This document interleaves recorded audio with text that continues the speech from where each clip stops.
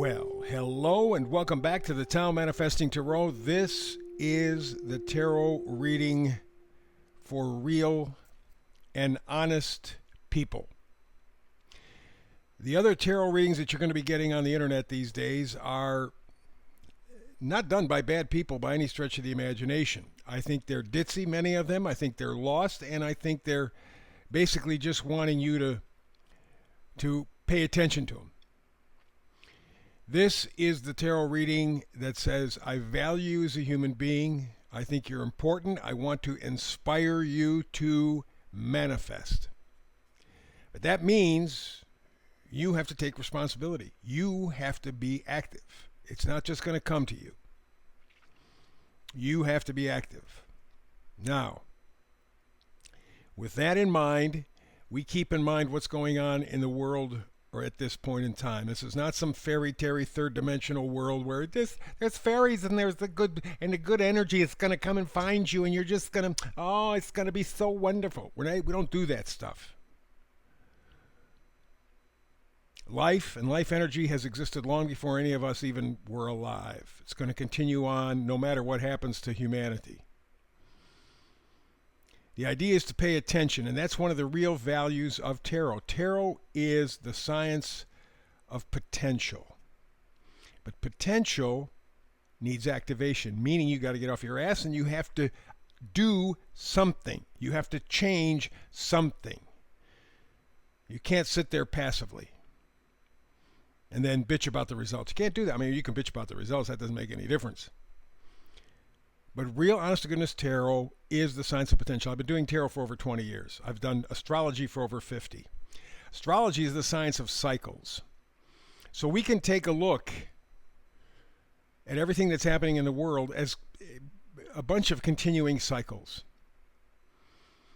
And depending where you fit in those given set of cycles, because it's not just one. There are dozens going on at the same time, probably even hundreds of dozens. But what we're aware of in astrology, probably dozens of cycles. And things are always mixing, interchanging, blending. So it's difficult, even for the best of astrologers, to be able to distill a message at any given moment and make it absolutely clear. Because it's part of many cycles, and to try to blend all of those gets difficult.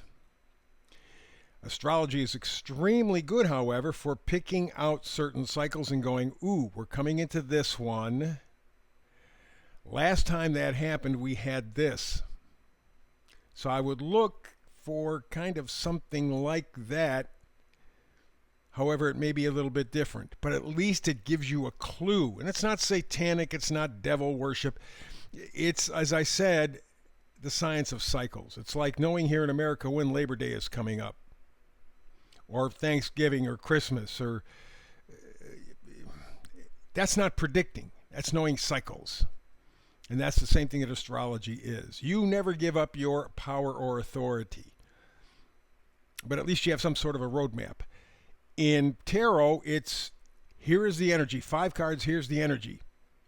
I will make it very clear, very clean, 10 or 12 minutes. We're going to get to it. You're going to know positively at the end what the energy is. Now you say at that point, okay, how does it apply to my life? If it doesn't, that's okay. There's tomorrow, because I do a brand new read every day, 365. So it's tomorrow or next week, next month, whatever the case. You and the frequency are going to match up.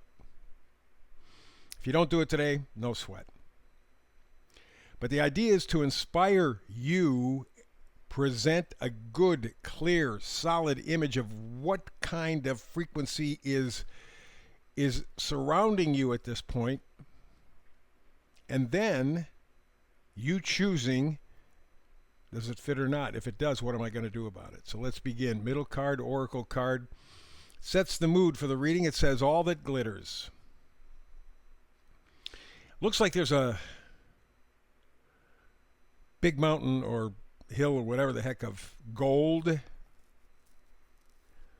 And then you have 2 masks on top of this mountain of gold. And the expression is all that glitters.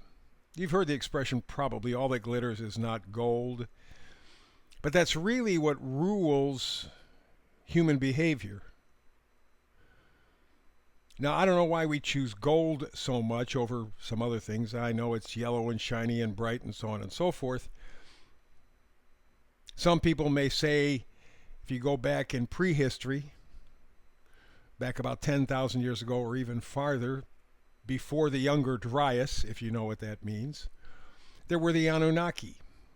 And they came here on the planet because we did have gold, and gold was the one thing that would save the environment on their home planet.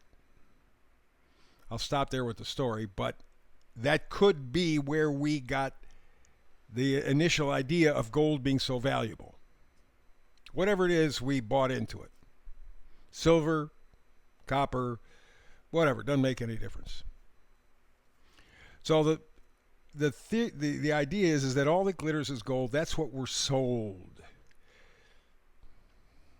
We're like that cat that follows the laser beam on the carpet. You know, you can get those little pencil-shaped little laser beams and you can play with them on the carpet. You got a cat or even a dog.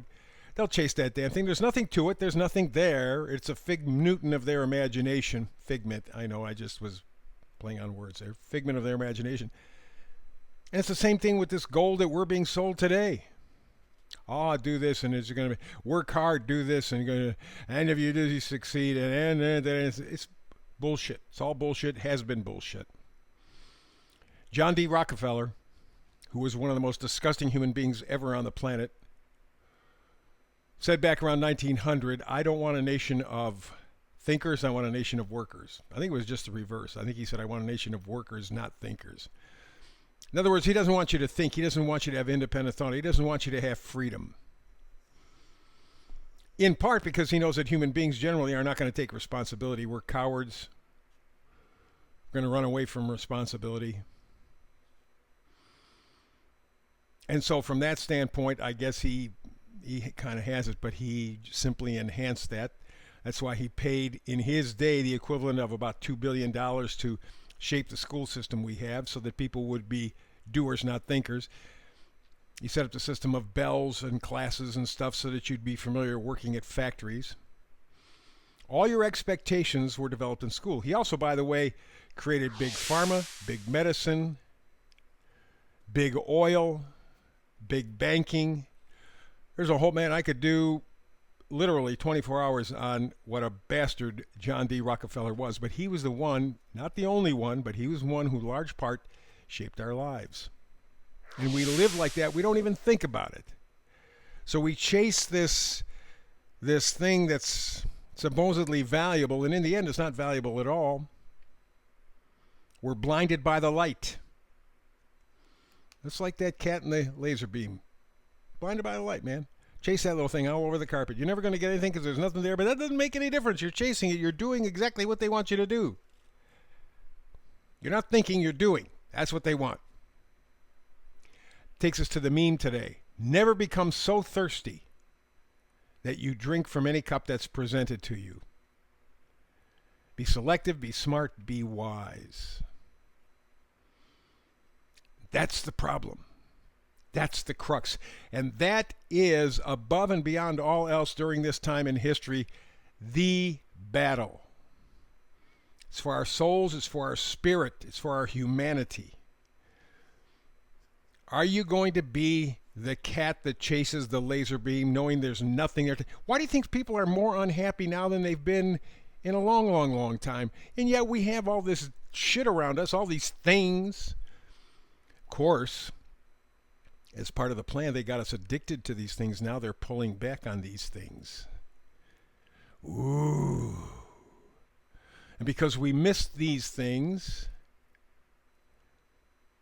we're now feeling the pain. And it's the pain we're causing. We can stop any time. Take a look at what some of these corporate boycotts have done over the past year or two. Man, they've virtually shut down the businesses that started this boycott stuff. We can stop anytime we want. You just have to quit playing the game. Now the problem is, what are you going to do to replace the game? That's the tricky part. And because we're a nation of doers, not thinkers, it's not so easy. Very frightening. But it's our fault, our responsibility for sitting on the sidelines, letting somebody else dictate to us. Now we're playing their game on their monopoly board, and we're pissed off that we're losing. We were going to lose anyway. It's their game. It's their board. They set the rules. Blinded by the light. All that glitters. So let's begin. All the way to the left, we go to the Eight of Cups.